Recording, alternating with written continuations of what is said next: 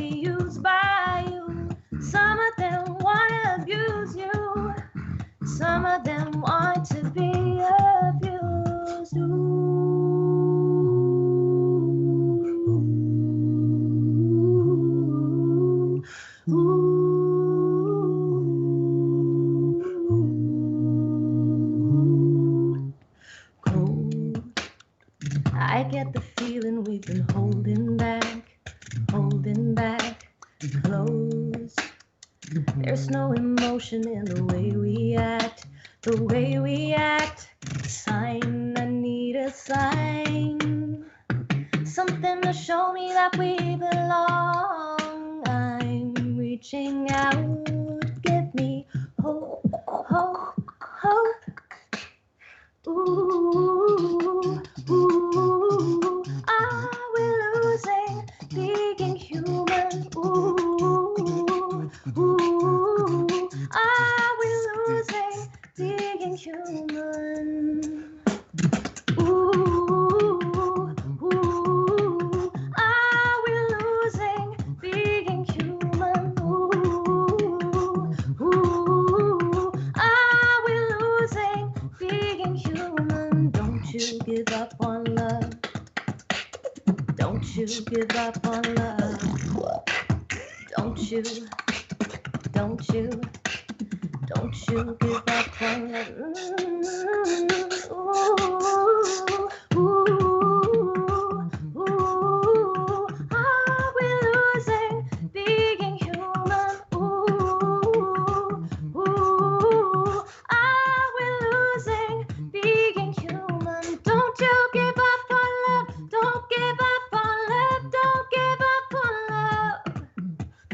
Ooh, yeah. Are we losing being human?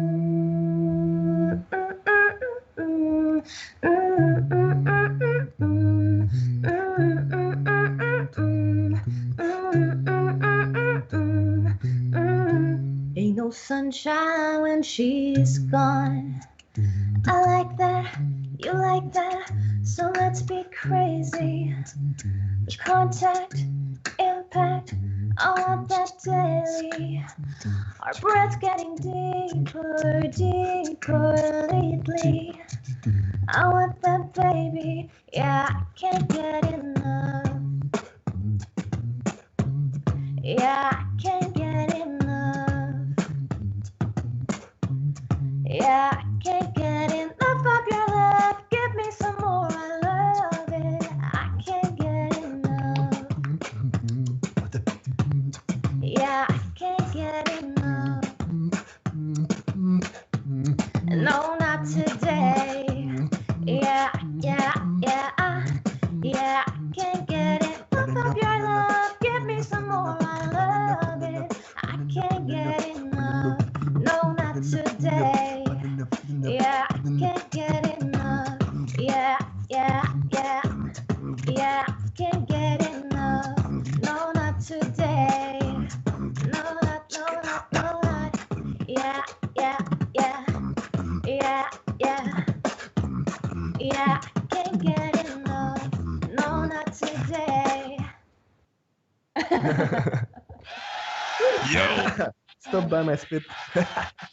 yo, Yeah. jeez. Yeah, man. Yo, smashing it, dog. Killer, dog. People are wilding in the chat. This is the future. This is what we're going to move into. Everyone, yo, let's go. Let's go.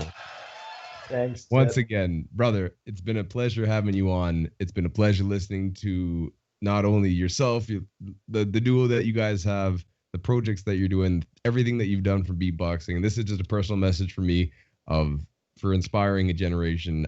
I appreciate you more than you know, and I love you, man. And I'm so grateful that you came on and talked to me. And this conversation isn't over because there's still so much stuff to talk about. And at the end of the day, man, where can people go and follow you, support you, go and get?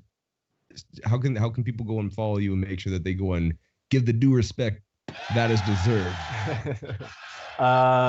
Just YouTube, Facebook, Instagram, the usual.